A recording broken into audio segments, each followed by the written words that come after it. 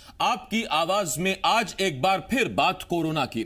देश में फिर से 14 दिनों के लिए लॉकडाउन बढ़ा दिया गया है, यानी 3 मई को खत्म होने जा रहा दूसरा लॉकडाउन अब 17 मई तक चलेगा। हालांकि इस तीसरे लॉकडाउन से पहले देश के तमाम जिलों को 3 कैटेगरी में या 3 भागों में बांटा गया है और जिन जिलों में हालात ठीक हैं या तेजी से ठीक हो रहे हैं वहां कुछ रियायतें भी दी जा रही हैं। हर एक चीज आपको बताएंगे, आपको यह भी बताएंगे कि किस जिले को किस जोन में बांटा गया, किस जोन के लिए क्या क्या रियायतें दी गई हैं। बहुत से सवाल होंगे जिनके जवाब जानने की कोशिश करेंगे। मुद्दा बड़ा है, यह डिबेट भी बड़ी है। 1 घंटा हम इस पर चर्चा करेंगे। कई बड़े और खास नाम हमारे साथ इस डिबेट में जुड़ेंगे। तो आइए शुरू करते हैं आपकी आवाज।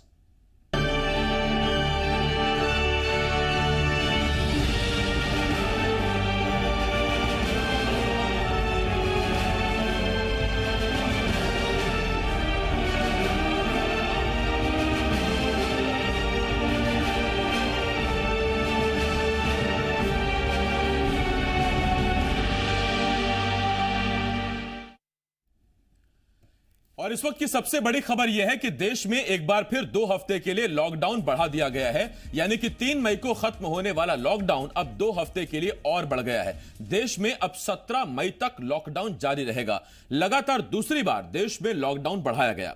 तीसरा लॉकडाउन करने से पहले केंद्र सरकार ने देश के तमाम जिलों को 3 कैटेगरी में बांट दिया है। 130 जिले रेड जोन में रखे गए हैं, 284 ऑरेंज जोन में रखे गए हैं और 319 जिले ग्रीन जोन में बांटे गए हैं। इस दौरान हवाई सेवा, रेल सेवा और मेट्रो सेवा पूरी तरह से बंद रहेगी।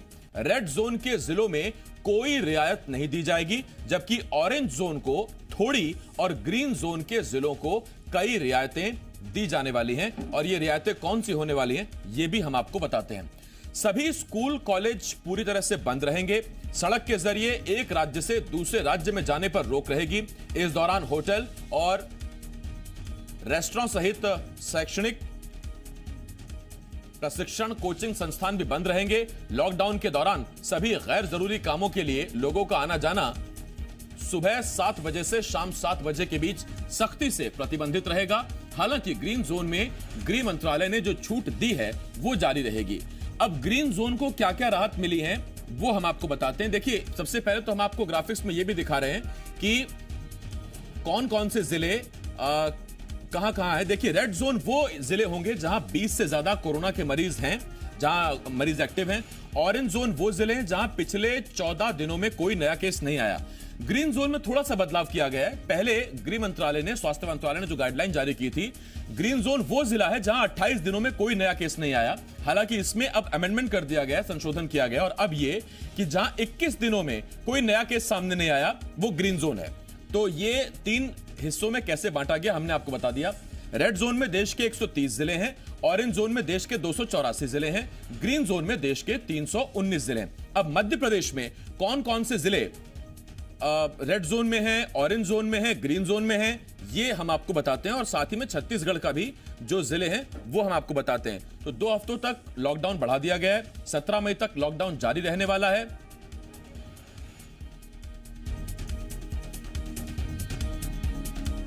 मध्य प्रदेश में इंदौर, भोपाल, उज्जैन, जबलपुर ये जिले रेड जोन में है क्योंकि यहां सबसे ज्यादा मामले सामने आए। इसके अलावा धार, बड़वानी, पूर्वी निमाड़, देवास, ग्वालियर ये भी रेड जोन में है क्योंकि यहां पिछले 14 दिन के अंदर लगातार मामले निकलकर सामने आ रहे हैं। इक्का दुक्का सही, कहीं 5, कहीं 7, कहीं 10 इस तरह के मामले निकलकर सामने आ रहे हैं। तो ये मध्य प्रदेश के रेड जोन जिले हैं। और मध्य प्रदेश के जो बाकी जिले हैं वो 2 हिस्सों में डिवाइडेड हैं, ऑरेंज जोन में और ग्रीन जोन में। छत्तीसगढ़ की बात करें तो छत्तीसगढ़ में सिर्फ और सिर्फ रायपुर रेड जोन में है। मध्य प्रदेश में ऑरेंज जोन में है आगरमालवा, मंदसौर, सागर, शाजापुर, छिंदवाड़ा, अलीराजपुर, टीकमगढ़, शहडोल, श्योपुर। इसके साथ साथ डिंडोरी, बुरहानपुर, हरदा, बैतूल, विदिशा, मुरैना ये सब ऑरेंज जोन में है। ग्रीन जोन में रीवा, अशोकनगर, राजगढ़, शिवपुरी, बालाघाट, भिंड, छतरपुर, अनूपपुर ये ग्रीन जोन में है। छत्तीसगढ़ में अगर आप मोटा मोटा देखें तो रायपुर रेड जोन में, कोरबा ऑरेंज जोन में, बाकी सारे जिले ग्रीन जोन में। अब हम आपको बताते हैं राहत क्या मिलने वाली है। ग्रीन जोन को राहत ये मिलने वाली है, गृह मंत्रालय के ताजा आदेश के मुताबिक ग्रीन जोन में बसें चलेंगी, लेकिन बसों की क्षमता 50% से ज्यादा नहीं होगी। यानी कि अगर 52 सीटर बस है तो 26 लोग बैठेंगे ड्राइवर समेत। इसी तरह बस डिपो में भी 50% से ज्यादा कर्मचारी काम नहीं करेंगे। देश के ग्रीन जोन के जिलों में नाई की दुकानें खुलेंगी, सैलून खुलेंगे। इसके अलावा जरूरी सेवाओं और चीजें मुहैया कराने वाले संस्थान भी खुलेंगे।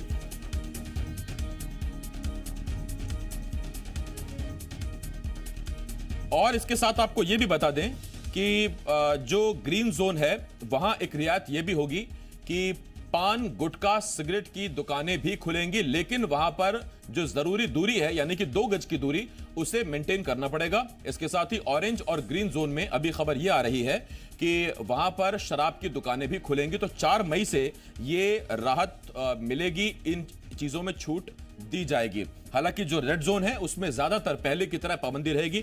3 खास मेहमान इस वक्त हमारे साथ जुड़ रहे हैं। हमारे साथ अमरजीत भगत साहब, खाद्य मंत्री छत्तीसगढ़ सरकार में, हमारे साथ जुड़ रहे हैं। इसके साथ साथ गोपाल भार्गव साहब, पूर्व मंत्री हैं, बीजेपी के विधायक हैं, सीनियर लीडर हैं, हमारे साथ जुड़ रहे हैं। और हरीश दिवेकर, एसोसिएट एडिटर, जी मध्य प्रदेश छत्तीसगढ़, हमारे साथ हैं।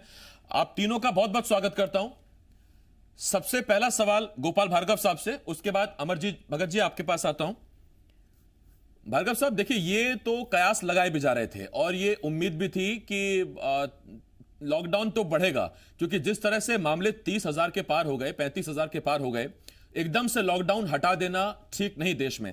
लेकिन हां, इतना जरूर है कि जो रियायतें जोन वाइज लोगों को दी गई हैं वो कुछ स्टार्टअप जरूर देंगी उस रुकी हुई अर्थव्यवस्था को या उस बेरोजगार को जो अचानक से बेरोजगार हो गया पाबंदी के बाद।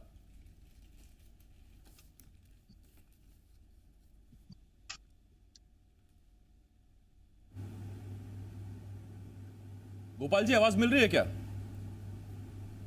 जी आ रही, आवाज आ रही। बोलिए सर। आपकी आवाज आ रही। सवाल सुना आपने? नहीं, फिर से कर। कोई बात नहीं। गोपाल जी, सवाल मेरा यह था कि देखिए, लॉकडाउन की तो पहले से उम्मीद थी कि लॉकडाउन बढ़ेगा, आशंका तो यही थी, और लॉकडाउन बढ़ा दिया गया है 14 दिन के लिए और। लेकिन राहत यह है कि ग्रीन जोन और ऑरेंज जोन के जिलों में कुछ रियायत दी गई हैं, जिससे रुकी हुई अर्थव्यवस्था, रुका हुआ मैन्युफैक्चरिंग और इंडस्ट्रियल, उसको थोड़ा सा जंप मिलेगा। जी, जब तक मेरा सोचना है, मेरा मत है कि कुछ जिले जो चिन्हित हैं, जहां बहुत ज्यादा संक्रमण है कोरोना का, उन जिलों को छोड़ के अब हमें जनजीवन को सामान्य करने की तरफ बढ़ना चाहिए। लोगों को राहत देना चाहिए। 1.5 महीने के करीब हो रहा है और मैंने देखा है कि 1.5 महीनों में हमारी अर्थव्यवस्था भी काफी पिछड़ रही है। जीडीपी पे इसका असर पड़ेगा। छोटे छोटे जो उद्योग धंधे हैं, कामकाज है, जो लोगों के लिए घर बैठे काम मिलता था, वो काम भी रुका हुआ है, क्योंकि मार्केटिंग की कोई व्यवस्था नहीं है। 2 पक्ष हैं। एक पक्ष तो है कोरोना से लड़ने का, वो है चिकित्सा का पक्ष, लेकिन दूसरा उससे भी महत्वपूर्ण पक्ष है लोगों के लिए दोनों समय का काम मिले, रोजगार मिले, दोनों समय खाने को मिले। इसके लिए बहुत आवश्यक है कि हम सोच विचार करके, हालांकि निर्णय हाई पावर कमेटी करेगी, मेरा लेकिन व्यक्तिगत मत है कि इसको पर्याप्त समय हो गया है।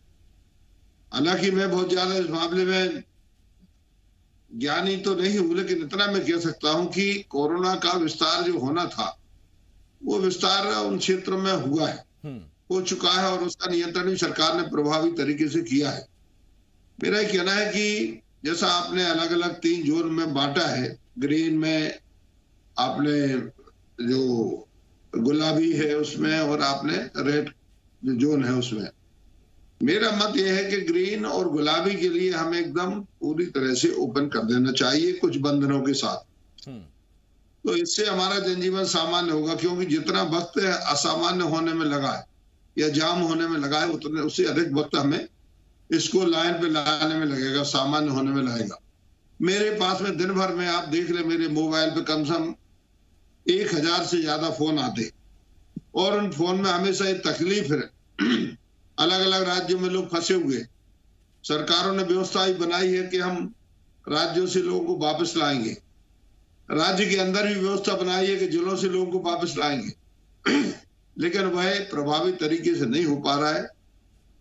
यह जब तक अपने नैसर्गिक स्वरूप में नहीं आएगा, पहले के स्वरूप में नहीं आएगा, ओरिजिनल फॉर्म में नहीं आएगा, तब तक मैं मान के चलता हूं कि इसके लिए हम कुछ बसों की व्यवस्था करके या 1-2 ट्रेनें चला के हम इसको 135 करोड़ लोगों के देश में ऐसे व्यवस्थित नहीं कर सकते।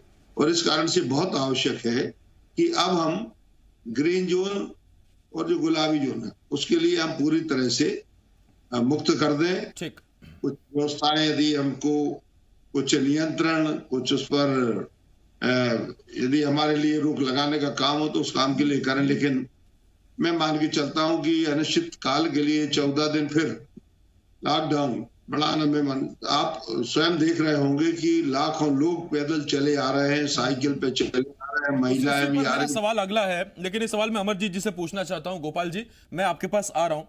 अमरजीत भगत साहब, क्या थोड़ा सा इस वक्त मैं आपके पास आता हूं। अमरजीत जी, मैं स्वागत करता हूं प्रियव्रत सिंह जी का। प्रियव्रत सिंह पूर्व मंत्री है मध्य प्रदेश सरकार में, ऊर्जा से ओतप्रोत, ऊर्जा विभाग संभालते रहे अब से कुछ देर पहले तक। प्रियव्रत जी, आपका बहुत बहुत स्वागत है। लेकिन आपसे सवाल पूछो उससे पहले मैं अमरजीत भगत जी के पास जा रहा हूं, खाद्य मंत्री छत्तीसगढ़ के। भगत जी, आपके पास आ रहा हूं और मेरा आपसे सवाल, क्या आप आज की जो गाइडलाइन है, आज की जो दी गई रियायत है और 17 मई तक बढ़ाया गया तीसरा लॉकडाउन का फैसला, थोड़ा विरोधाभास आप इसमें पाते हैं क्या?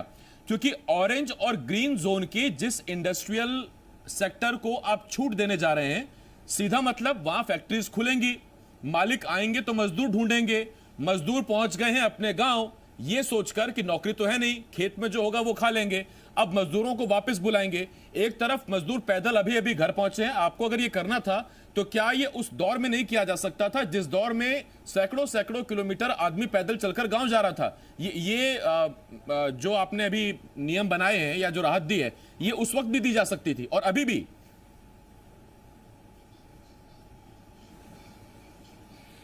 देखिए, भारत सरकार ने जो लॉकडाउन 3 बढ़ाया है, इसमें 3 तारीख से बढ़ा करके उनको 17 तारीख तक किया है। राष्ट्रीय आपदा है, सभी जो एडवाइजरी आ रहा है, निर्देश आ रहा है, उसका पालन तो करेंगे, लेकिन साथ में भारत सरकार को ये भी देखना चाहिए कि हम जो निर्देश जारी कर रहे हैं उसका जनमानस पर क्या असर पड़ेगा। आप जो भी रिस्ट्रिक्शन रखे हैं, चाहे वो रेड जोन हो, येलो जोन हो, ग्रीन जोन हो, सबको क्लासिफाई करके कुछ रेड जोन को आपने रिस्ट्रिक्शन दिया है, उससे कुछ येलो जोन को कुछ आपने उसमें ढील दिया है, फिर ग्रीन जोन को कुछ आपने और रिलैक्सेशन दिया है। ये तो अपनी जगह पे है, लेकिन नेशनल लेवल पे जब आप कोई चीज भी एडवाइजरी जारी करते हैं, उसका लोगों पे, जनजीवन पे क्या असर पड़ेगा, इसका आपको सोचना पड़ेगा। क्योंकि अभी जितनी भी आर्थिक गतिविधियां हैं सब बंद है। जहां से राजस्व प्राप्त होना है वो सब सेक्टर बंद है, और जब तक उसमें आप रिलैक्सेशन नहीं देंगे तो स्टेट सरवाइव कैसे करेगा। सेंट्रल उसके लिए कोई आर्थिक पैकेज की घोषणा कर नहीं रहा है, और राज्यों की जो लेनदारी है केंद्र से, उसके लिए कुछ अभी तक केंद्र से कुछ उसके लिए इंडिकेशन आ नहीं रहे हैं। तो एक तरफ से आप खाली रिस्ट्रिक्शन देंगे, उनको बंदिश देंगे, और स्टेट कैसे आगे सरवाइव करेगा, गतिविधि कैसे बढ़ेगी आर्थिक क्षेत्र में, तो इसके बारे में कुछ आपके पास प्लानिंग नहीं है। आप कहते हैं कि छोटे उद्योग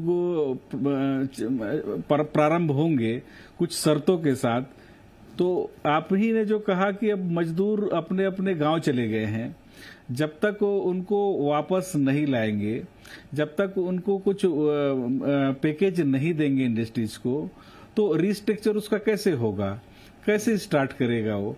उसके बिजली बंद है, बिजली के बिल हैं, बाकी रॉ मटेरियल्स हैं, बहुत सारे चीज है जो उसको प्रारंभ करने के लिए, फिर से शुरुआत करने के लिए उसकी आवश्यकता पड़ेगी, पूंजी की आवश्यकता पड़ेगी। उसमें रिवेट आप कुछ दे नहीं रहे हैं। राज्य सरकारें जो केंद्र से मांग कर रही है उस दिशा में आपका कुछ स्टेटमेंट आ नहीं रहा है, कुछ उसमें आप आगे बढ़ नहीं रहे हैं। और आपने जो जो निर्देश जारी किया, जो जो एडवाइजरी जारी किया, सभी राज्य उसका पालन कर रहे हैं, बल्कि छत्तीसगढ़ तो और आगे बढ़ करके उसका पालन कर रहा है। लेकिन पिछले समय देखने को मिला कि जिसमें एक हमारा कुछ राज्य ऐसे हैं जो एक ही जोन हमारा, एक ही जिला ऑरेंज जोन में है। भगत साहब, मैं लौट रहा हूं आपके पास, क्योंकि हमारे बाकी सारे जिले ग्रीन जोन में है। ये सबसे अच्छी बात है छत्तीसगढ़ में। लेकिन उससे पहले गोपाल भार्गव जी, मैं आपसे एक सवाल और पूछता हूं, प्रियव्रत जी, उसके बाद मैं आपके पास आता हूं। गोपाल भार्गव जी, प्रियव्रत सिंह जी अभी हमारे साथ जुड़े हैं। अब राजगढ़ का आदमी या खिलचीपुर का आदमी जो कहीं दिल्ली में काम करता था, कहीं वो यूपी में किसी लखनऊ में काम करता था, या इंदौर भोपाल में काम करता था, वो तो पहुंच गया खिलचीपुर, या वो तो पहुंच गया रैली, क्योंकि वो तो पैदल चला और पहुंच गया किसी तरह से। अब उसने अपना अभी झोला भी उठा के नहीं रखा, उसको पता लग रहा है कि 4 मई से फैक्ट्री खुलने वाली है हमारी, यानी अब वो फिर जाएगा क्या?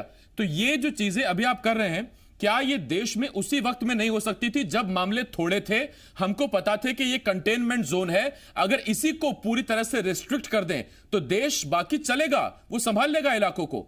उस वक्त पूरा देश लॉकडाउन हुआ और अब आप वही कर रहे हैं जो आपसे मांग की जा रही थी बिल्कुल शुरुआती दौर में करने के लिए, जब मामले सैकड़े के अंदर थे।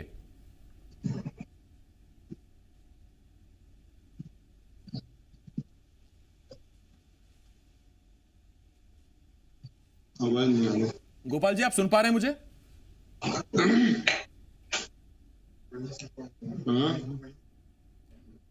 गोपाल जी, आवाज आ रही क्या आप तक?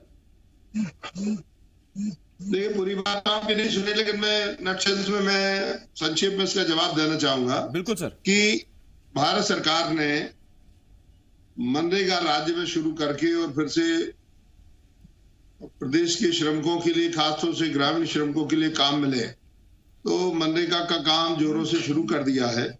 और खासतौर से ऐसे जिले इनके बारे में आप चर्चा कर रहे हैं, ट्राइबल जिले हैं, 89 ब्लॉक है हमारे ट्राइबल ब्लॉक, उन जिलों में, उन ब्लॉकों में काम जोरों के साथ में शुरू हो गया है। मेड़ मैदान के काम, तालाब निर्माण के काम, कपिलधरा के कुओं के काम, आवास निर्माण के काम भी, इन कामों में मजदूर लग गया है। लेकिन मैं भी मान के चलता हूं कि मजदूर जो लौटे हैं उनके लिए अभी काम की और भी आवश्यकता है। बिल्कुल। और इस कारण से मध्य प्रदेश की सरकार इस बात पर विचार कर रही है कि हम जो छोटे कुटीर उद्योग थे, जैसे हमारे इस इलाके में करीब 10-12 जिलों में बीड़ी बनाने का काम बहुत ऐसे होता है, और आज से नहीं होता है, परंपरागत व्यवसाय है। लगभग जब से मैंने जन्म लिया है तब से लेके मैं अभी तक देखता हूं कि इन इलाकों में बीड़ी बहुत बड़ी तादाद में बनती है, जो लगभग 15 से 20 लाख लोगों के लिए रोजगार देती है। मैंने मुख्यमंत्री जी से भी अपेक्षा की है, हम लोगों की जब कोर कमेटी की बैठक होती उस समय मैंने कि हमें अब बीड़ी के व्यवसाय में जो लोग लगे हुए हैं या बीड़ी बनाने का काम, रोलिंग का काम करते हैं, चूंकि वो घर बैठ के करते हैं, उनके लिए तंबाकू पत्ती इत्यादि इशू कर दी जाती है, अलॉट कर दी जाती है, जो बीड़ी का ठेकेदार होता है वो दे देता है, और उसके बाद घर बैठ के वो काम करते हैं। उसमें कहीं किसी प्रकार का भीड़ इकट्ठी होने का काम होता उसमें गैदरिंग नहीं हो रही है। ये एक रोजगार का स्रोत जरूर हो सकता है, क्योंकि गोपाल जी आपको जाना है और अमरजीत जी को भी जाना है, इसीलिए। और अमरजीत जी इस वक्त सरकार में। अमरजीत जी, एक बहुत बड़ा फैसला हुआ, नागालैंड ने अपने यहां पेट्रोल डीजल पर कोविड टैक्स लगा दिया है। सरकारें अपने यहां एम्प्लॉइज से कह रहे हैं कि आप 1 दिन की सैलरी, 10 दिन की सैलरी राहत कोष में दें, और पेट्रोल डीजल पर भारी सेस भी लगाना शुरू हो गया है। छत्तीसगढ़ में ऐसा कोई अतिरिक्त कर तो आप लगाने वाले नहीं ना जनता पे? जी, एक बार रिपीट करें, आपका आवाज क्लियर नहीं आया। मैंने कहा अमरजीत जी, नागालैंड में पेट्रोल डीजल पर कोविड-19 सेस लगा दिया गया है। 1-1 लीटर पर 6-6 रुपए लिया जा रहा है टैक्स। कहीं मध्य छत्तीसगढ़ में आपकी सरकार भी इस तरह का कोई टैक्स तो नहीं लेने वाली?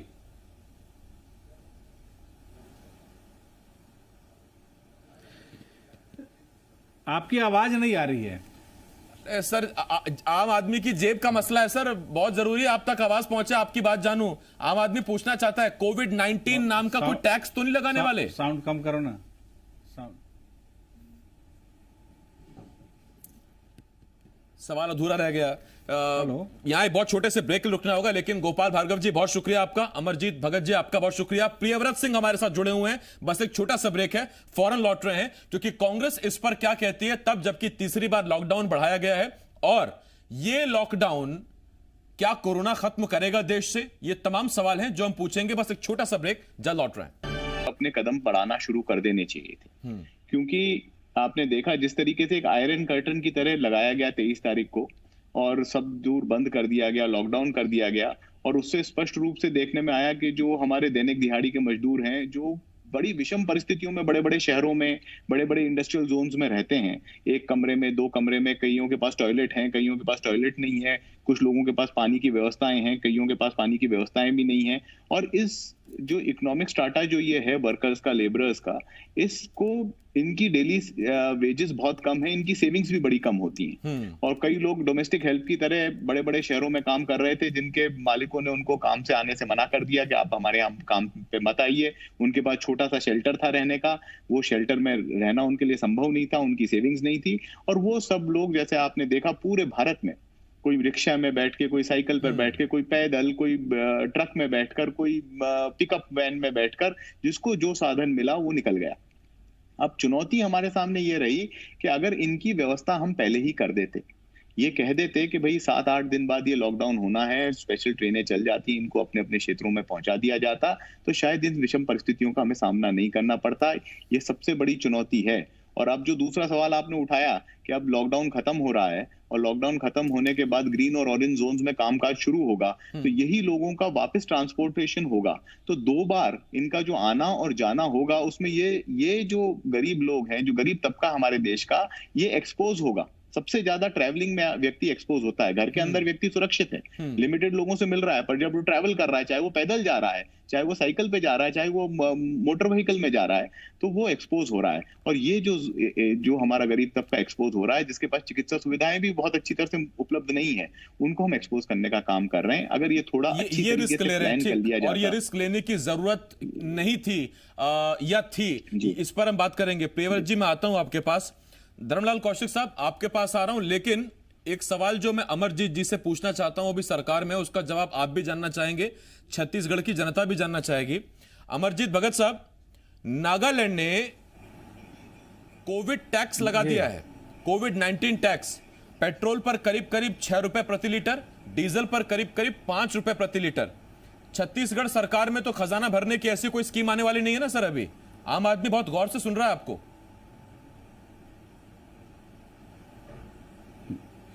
देखिए, आपने बहुत महत्वपूर्ण बात कही है, लेकिन आप उसके पीछे भी आपको जाना पड़ेगा कि जब भारत सरकार ने एडवाइजरी जारी किया और लॉकडाउन किया, तो लॉकडाउन 1 पूरी तरह से सफल रहा, लॉकडाउन 2 पूरी तरह से सफल रहा, अब लॉकडाउन 3 जिसमें कि बहुत सारे जो बंदिशों के साथ कुछ रियायतें भी है, लेकिन बहुत लंबा हम खींचेंगे तो व्यवहारिक रूप से जो कठिनाई आएगी उसके बारे में भी आपको सोचना पड़ेगा।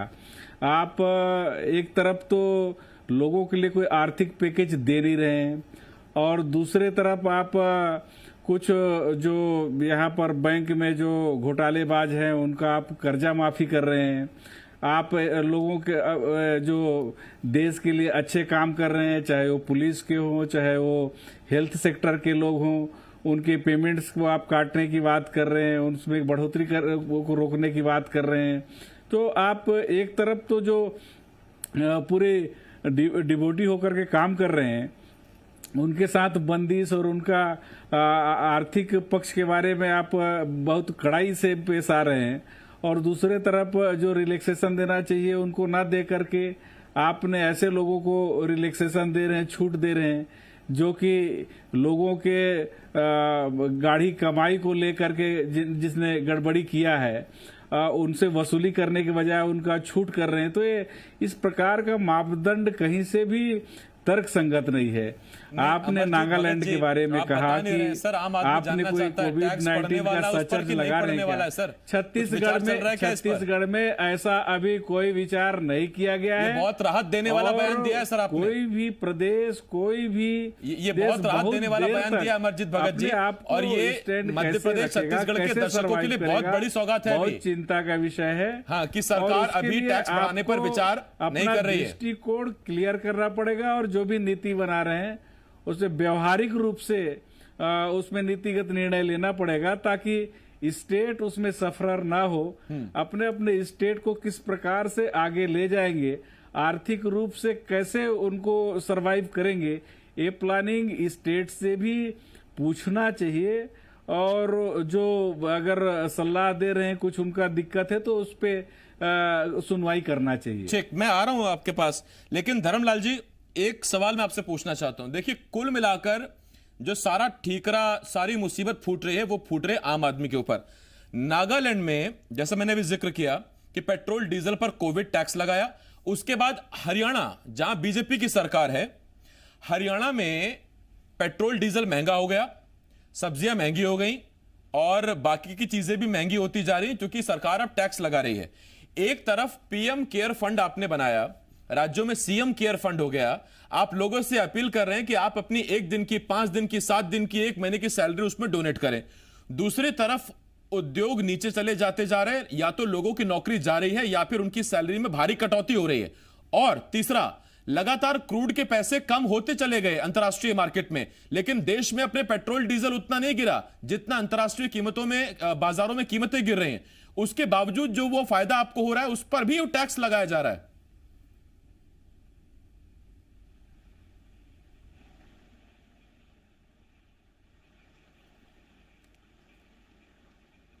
धर्मलाल जी, आप सुन रहे हैं ना मुझे?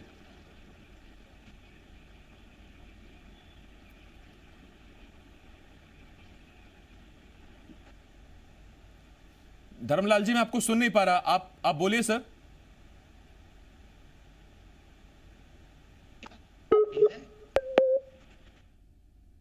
कुछ दिक्कत है धर्मलाल जी, ये ठीक करते हैं इशू और मैं आपके पास आता हूं। लेकिन यही सवाल हरीश मैं आपके पास लेकर आ रहा हूं। हरीश, चौतरफा आम आदमी घिरा हुआ है। आम आदमी से अपील की जाती है कि आप सरकार के फंड में पैसा दीजिए ताकि कोविड-19 के पेशेंट्स का इलाज हो सके, स्थितियों को संभाल लें। आदमी अपनी इच्छा से दान भी करे, उसकी सैलरी भी कट रही है, उसकी नौकरी भी जा रही है, उस पर अब आप पेट्रोल डीजल पर सेस भी वसूलने वाले हैं। कई राज्यों में तो यह घोषणा हो गई, कई राज्यों में हो भी सकती है। और तब जबकि लगातार क्रूड नीचे गिरता गया, देश में कीमतें कम नहीं हुई, लेकिन हां, यहां कीमतें बढ़ाई जा रही हैं।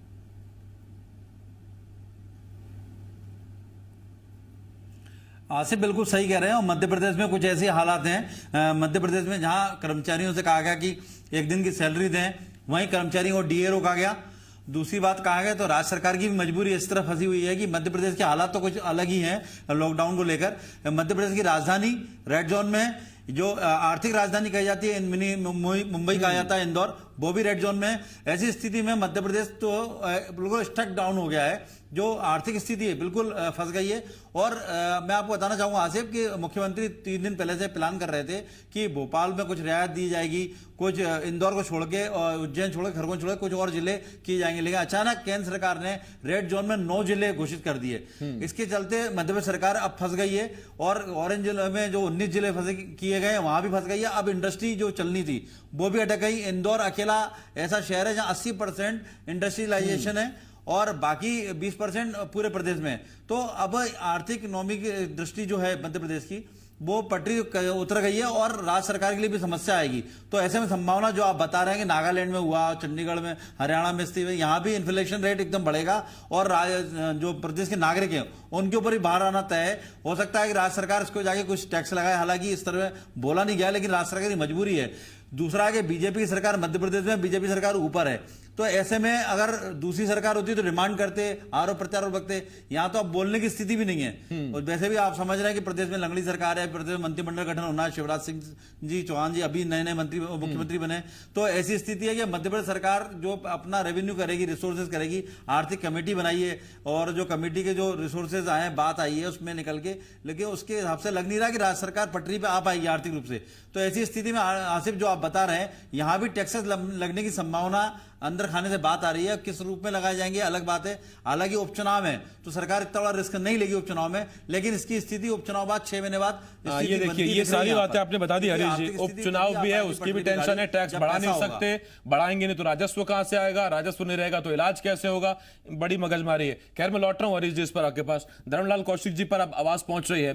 धर्मलाल जी, 23 मार्च 25 मार्च के बाद आज जो केंद्र सरकार ने फैसला किया कि ऑरेंज और ग्रीन जोन को हम रियायत देते हैं, वहां इंडस्ट्रीज काम करेंगी, जरूरी सेवाएं चलती रहेंगी, लोगों को छूट रहेगी, बसों में आधे लोग सफर कर सकेंगे, ये सब छूट दी जा रही है। ये सवाल मैंने गोपाल भार्गव जी से भी पूछा था, वही सवाल मैं आपसे पूछ रहा हूं। अब ये काम तो पहले भी किया जा सकता था, तब जबकि पूरे देश में 100 या 200 मामले थे, उसी वक्त आप उन्हीं इलाकों को चिन्हित करके उनको स्ट्रिक्टली लॉक करते, बाकी जगह रियायत देके चलते। ये आपने वही किया, लेकिन अब किया आपने 1.25 महीने 1.5 महीने बाद, और तब तक अर्थव्यवस्था बैठ गई पूरी। उस समय जो परिस्थितियां थी, ये पूरे समय की आवश्यकता थी और देश की लॉकडाउन एक साथ करे। लेकिन जैसे जैसे हमारा फर्स्ट फेज निकला और सेकंड फेज निकलने के बाद में आज यदि वैश्विक स्तर पर देखेंगे तो क्या स्थिति बनी हुई है, किसी से छुपा हुआ नहीं है। जहां तक भारत की भी बात अपन करेंगे तो निश्चित रूप से उसमें वृद्धि हुई है, किंतु अभी जो स्थिरता आई है, अब स्थिरता के बाद में स्थिति आई है और समीक्षा करने के बाद में जोन वाइज हमको काम करने की जरूरत है। मुझे लगता है कि सही समय पर यह निर्णय लिया गया है और इसके बाद में यदि मैं छत्तीसगढ़ की जब मैं बात करूंगा तो यहां पर सेकंड फेज में ही हमारे मनरेगा के कार्य शुरू हो गए हैं। उसके साथ में जो औद्योगिक जो घराने हैं उनके भी छोटे मोटे जो फैक्ट्री उनके काम शुरू हो गए हैं। ये घोषणा आज हो रही है, लेकिन इसके पहले काम शुरू कर दिए गए हैं। की बात आप कर रहे थे कि जो मजदूर घर चले गए हैं वापस, यदि पहले घोषणा किए होते तो उनके जाने की आवश्यकता नहीं पड़ती। मैं इस बात भी कहना चाहूंगा, मई का महीना शुरू हो गया, खेती किसानी करने के लिए जो मजदूर बाहर में रहते हैं वो लास्ट मई में या जून के फर्स्ट वीक में सब लोग अपने और प्रदेश में वापस आने के बाद में अपने खेती के कार्य में लग जाते हैं। प्रदेश में धर्मलाल जी आपकी आवाज कट रही है और अमरजीत भगत जी देख लीजिए सर, सरकार आपकी सिग्नल नहीं मिल पा रहे धर्मलाल कौशिक साहब के, विपक्ष की बात नहीं सुनेंगे तो कैसे काम चलेगा। खैर अमरजीत जी आप तक आवाज पहुंच रही है। धर्मलाल जी आपके अभी कुछ दिक्कत हो रही है, आप नेटवर्क में शायद कुछ इश्यू है, आप से बातचीत ठीक नहीं हो पा रही है। अमरजीत जी, धर्मलाल जी कह रहे हैं, लेकिन एक बात छत्तीसगढ़ में जो अच्छी है वो ये कि यहाँ जितने जिले हैं हमारे, अगर आप एक छोड़ दें, एक रेड में, एक ऑरेंज में, बाकी ग्रीन, तो आपके पास कम से कम एडवांटेज ये है देश के बाकी राज्यों से अलग कि आप अपने यहाँ इंडस्ट्रियल और बाकी गतिविधियां चला सकते हैं। लेकिन सबसे बड़ी समस्या ये कि राजधानी का जो पूरा मेन हब है इंडस्ट्रियल, वही आपका रेड जोन में है। तो बाकी जगहों कितनी संभावना आपको नजर आती है बाकी जगहों में?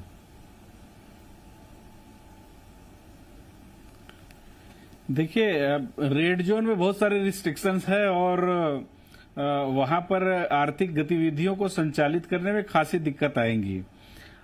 बिना परमिशन के, बिना अनुमति के आप उसको संचालित नहीं कर सकते। कुछ चुनिंदा जो चीज है, आवश्यकता की जो इमरजेंसी सेवा वाली चीज है, वहीं पर वो संचालित होंगी और उन्हीं के लिए छूट मिलेगी। बाकी अन्य गतिविधियों में बहुत सारे रिस्ट्रिक्शंस हैं और उसका पालन करना पड़ेगा। और छत्तीसगढ़ इस मामले में बहुत अच्छा है कि जो एडवाइजरी, चाहे वो विश्व स्वास्थ्य संगठन ने जारी किया हो, चाहे वो भारत सरकार ने किया हो, माननीय मुख्यमंत्री भूपेश बघेल जी ने छत्तीसगढ़ में उसका कड़ाई से पालन कराया है।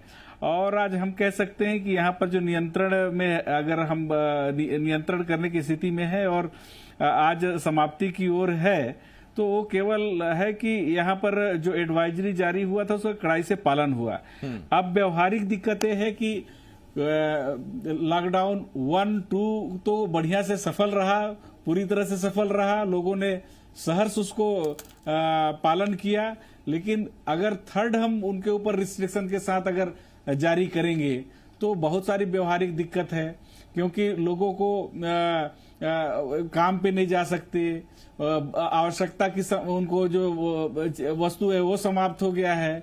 बहुत सारे जो दिक्कत है जिसके बारे में भारत सरकार को सोचना चाहिए। ठीक, मैं आर्थिक गतिविधि बिल्कुल बंद है। आप ही के पार्टी के मित्र हैं प्रियव्रत सिंह, मध्य प्रदेश में पूर्व मंत्री, खिलचीपुर से विधायक हैं, हमारे साथ हैं। अमरजीत जी पूछता हूं, चीजों को दृष्टिगत रखते हुए व्यवहारिक निर्णय होना चाहिए, व्यवहारिक निर्णय होना चाहिए। ठीक, और कितना व्यवहारिक है यही पूछ लेता हूं मैं। सर लगता है आवाज नहीं पहुंच पा रही आप तक। अमरजीत जी मैं लौट रहा हूं आपके पास।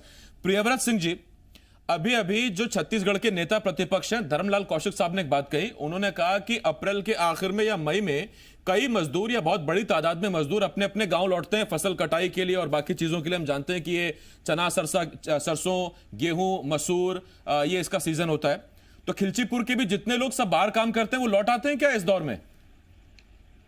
देखिए, लौटने का काम तो होता है, परंतु इस बार इसको आम सालों के साथ इसको कंपेयर नहीं किया जा सकता है। जो लोग लौट रहे हैं अभी वर्तमान में, कई हमारे मजदूर जो खेती किसानी के कामों में या मजदूरी के काम से बाहर जाते हैं आज भी फंसे हुए हैं। मध्य प्रदेश सरकार ने 6 आला अधिकारियों की एक कमेटी गठित की है जिसमें अलग अलग राज्य उनको दिए गए। किसी को तेलंगाना दिया गया है, अपने हमारे मलय श्रीवास्तव जी को राजस्थान दिया गया है। परंतु उन अधिकारियों को भी, जैसे खिलचीपुर की मैं बात कर लूं, मैं सूचियां पहुंचा चुका हूं, परंतु उन राज्यों में चाहे वो आंध्रा हो या तेलंगाना हो, कर्नाटक हो, गुजरात हो, कोई व्यवस्था नहीं हुई है। आज ही हमारे खिलचीपुर का ही एक मजदूरों का जत्था जो सूरत से निकला था, 50 किलोमीटर दूर उनकी गाड़ी खराब हो गई और वो वहां 50 किलोमीटर दूर जंगल में सूरत से रुके हुए हैं। तो इस प्रकार से पूरे, मतलब ये सिर्फ राजगढ़ के ही मैं मान के चलता हूं, कम से कम 2 या 3 हजार से ज्यादा हमारे साथी जो अलग प्रांतों में काम कर रहे थे, कोई कच्छ में फंसा है, कोई भुज में, कोई अहमदाबाद में, परंतु राज्य सरकार पूर्ण रूप से नाकाम रही है इनको लाने में। अभी तक जो योजनाएं बनाई हैं वो सफल नहीं हुई हैं और कहीं से भी राहत उन मजदूरों को नहीं मिल पा रही है। तो ये एक बड़ी बड़ी चुनौती है हमारे सामने, जिसको हम लोग डील कर रहे हैं अभी इस समय में। और मैं अपील भी करूंगा राज्य सरकार से कि इसमें तुरंत कदम उठाएं। जो कमेटी बनाई गई है, जिन अधिकारियों को जवाबदारी दी गई है, वो अब तुरंत कार्य करें, क्योंकि लोग फ्रस्ट्रेशन लेवल इन हमारे साथियों का बहुत बढ़ गया है, क्योंकि वो लोग कहीं पे भी फंसे हुए हैं, वहां पे सुविधा ही नहीं है। ना खाने का जुगाड़ है, ना पीने का कुछ जुगाड़ हो पा रहा है, नतीजा लोग फंसे हुए हैं। छत्तीसगढ़ में हमने देखा था एक छोटी बच्ची तेलंगाना से चली छत्तीसगढ़ के लिए और अपने घर से 14 किलोमीटर पहले उसकी मृत्यु हो गई। मैं लौट रहा हूं प्रियव्रत जी आपके पास। धर्मलाल कौशिक साहब, आपसे मेरा अगला सवाल। आपने कहा कि मजदूर अप्रैल के आखिर में, मई की शुरुआत में किसानी अपनी करने वापस लौट आते हैं। सर, ये बड़ी अजीब स्थिति ऐसी हो गई कि जो मजदूर जिस राज्य में खेती किसानी में जुटे हुए थे वो लॉकडाउन शुरू होते ही अपने घर चले गए, जहां जहां उनके संबंधित गांव थे। आप बता रहे हैं कि मजदूर अब अपने गांव लौट रहे हैं। स्थिति यह हो गई किसानों को फसल कटवाने तक वाला कोई नहीं मिला। अभी सोशल मीडिया पर हम देख रहे हैं एक से एक बड़ा बॉक्सर, एक से एक बड़ा कबड्डी खिलाड़ी वो खुद अपने गेहूं काट रहा है। सर देखिए, जहां तक मैं समझता हूं गेहूं कटाई के, और हमारे यहाँ जो अभी फसल धान की और गेहूं की है, मजदूर भी है, उसके साथ ही साथ में जब बड़े व्यापक स्तर पर मनरेगा के कार्य चल रहे हैं, मनरेगा में जब मजदूर आपके पास में उपलब्ध हैं तो खेती के लिए मजदूर उपलब्ध क्यों नहीं है? मैंने तो ये कहा कि जो मजदूर बाहर जाते हैं खेती के सीजन में वापस आ जाते हैं, और हमारे यहाँ लोग बरसात में यही रहते हैं, बरसात के बाद में खेती करने के बाद में पलायन करते हैं। लगभग प्रदेशों में यही स्थिति है।